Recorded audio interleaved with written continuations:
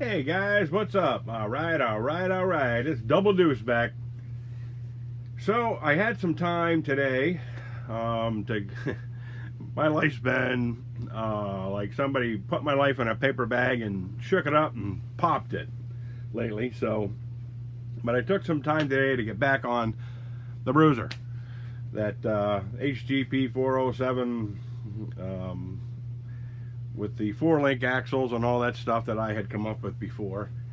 And I come up with a couple of little things I did to it, and I still got more to do to it, but I had a lot of questions on it, and so I figured I would answer the questions that you guys needed to know.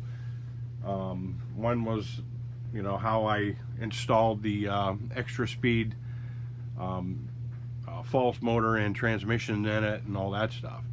So we're gonna go over that real quick. And I did buy a couple of things here that I want to do, not a little review on, but if anybody has looked through my prior videos and seen my 9-turn hgp407, I bought a couple of these kits. They're kind of a generic, they're a 60 amp, and they're made in China, of course, like they all are, but you've probably seen these on Amazon, Banggood, AliExpress, and eBay. I got this on eBay, and it's you can read it. Here we go. It is a, hold on there, 9-turn. This thing ain't focusing very well on me here. Hold on. And no, doesn't want to hear it. Well, anyways, I'll rate it. It's a 4370 kV 9-turn brushless can motor, basically, and it comes with your 60 amp EC. Now I run mine on, you can run 7.4, and I'm running a 11.1 with mine, and it's a little insane, but I think these things were like, I think they were 35 bucks or something, and they come with a program card that matches the thing, so you can set your punch and your brake and all that stuff, for it. See if we can get a name for you guys here to see who actually, they give you nice directions with it, I guess, for your chart. And but it's kind of a shotgun chart, because I got all the speed controllers and stuff with it, and it's just basically a user's manual, and tells you pretty much everything that all the other ones tell you.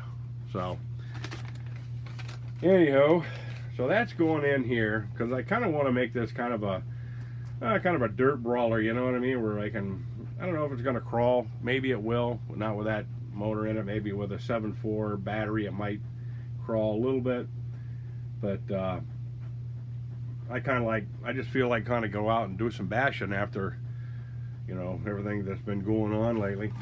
One thing I wanted to update you guys, I haven't put out a video on an RC car in quite a while, because I've been restoring my 1980 Z28 that I bought when I just got out of high school. And so I've been, for the past couple of months, I've just been, kicking butt on that thing, trying to get it done as much as I can. And I'll put out an update video on that, but I'll post a picture here so you guys can see it, like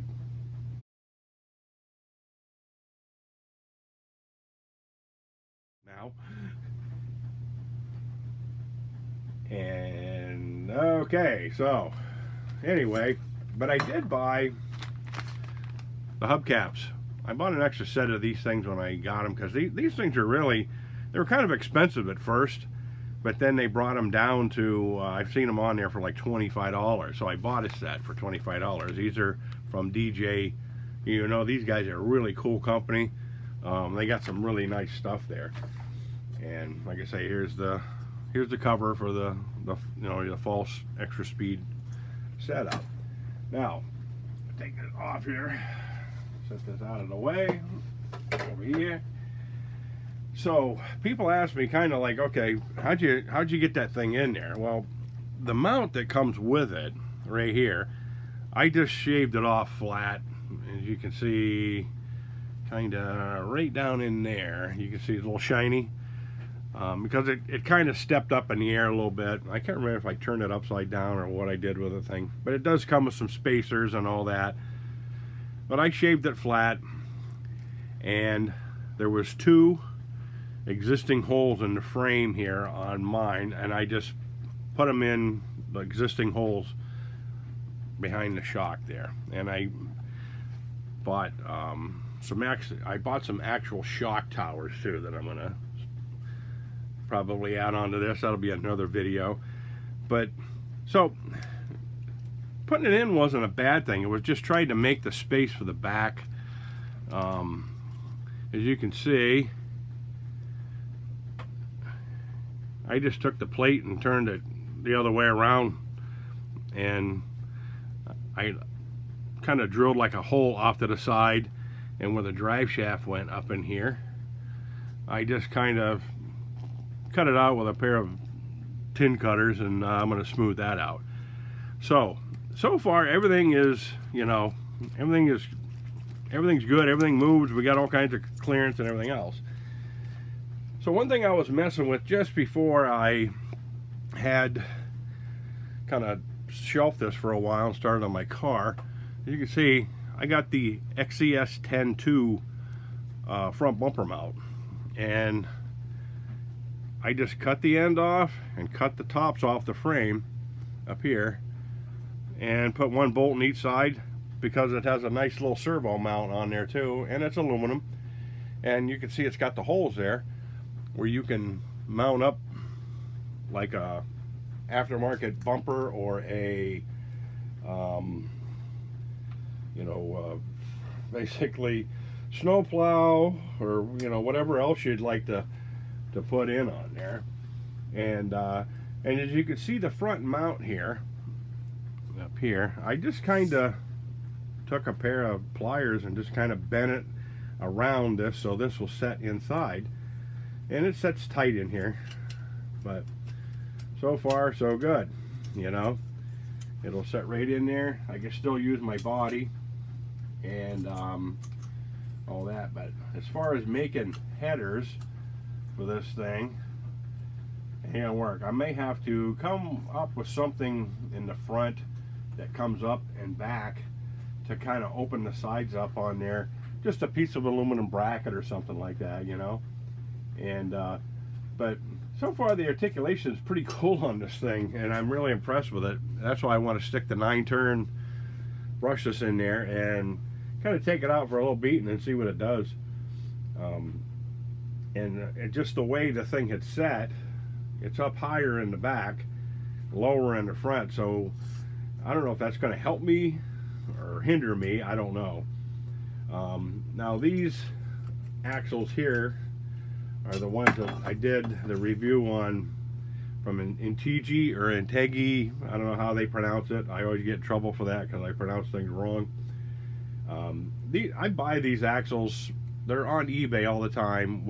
If you search RC Option Company, they have all kinds of stuff, and the ones that are really cheap are usually just kind of put together backwards or something, and they don't they don't take them off the line, they just discount them.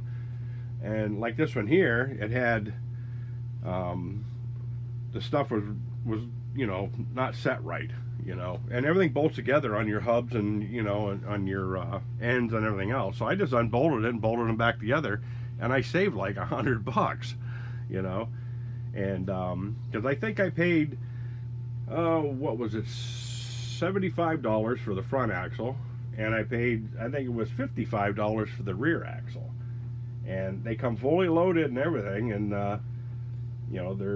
they put up with some abuse. I put them through some abuse, and so I'm not afraid of using this 9-turn with 11.1 volts on there. I think that's going to be cool. But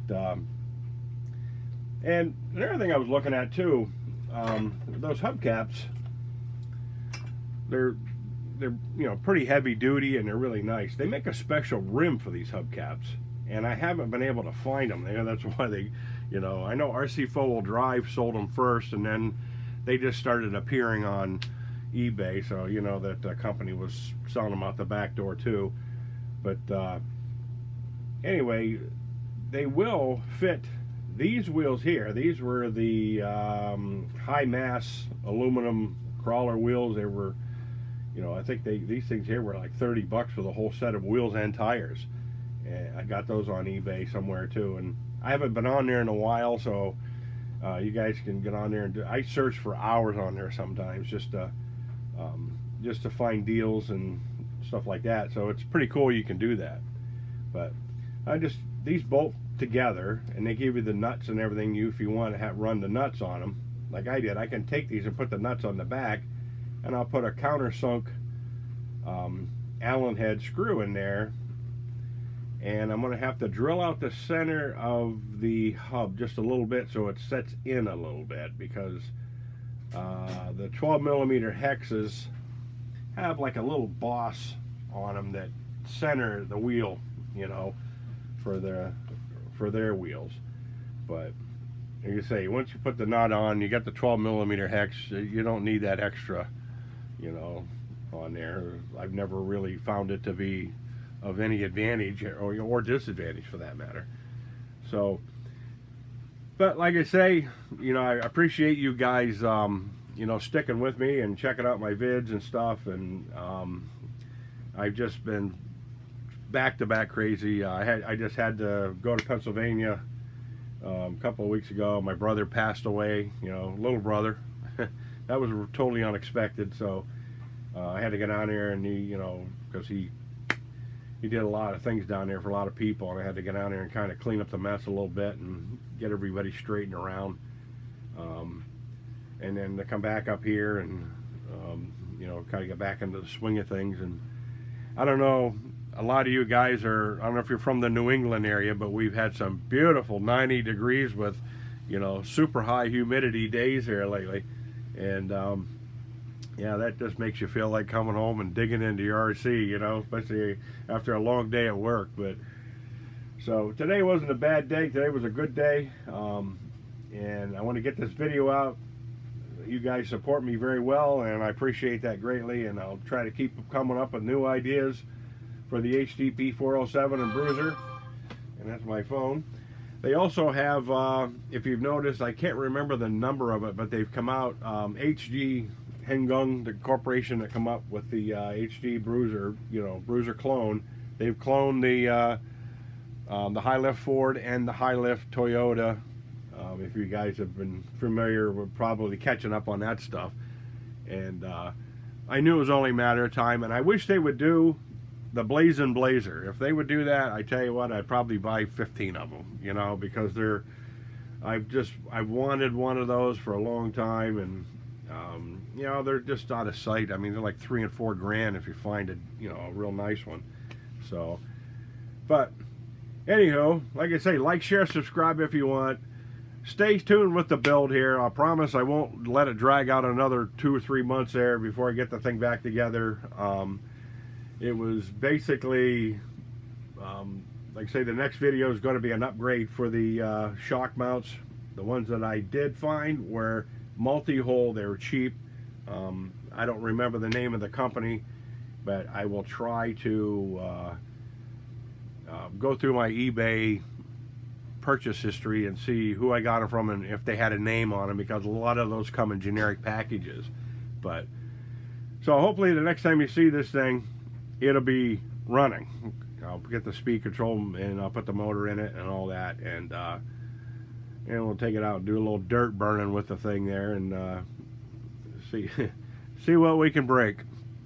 But okay, guys, I'm gonna head out, try to get this video edited and get it out for you tonight, and answer my 3,000 phone calls that I get a day since my brother passed away. So I will be getting back with you. So adios, man. Take care. Stay safe.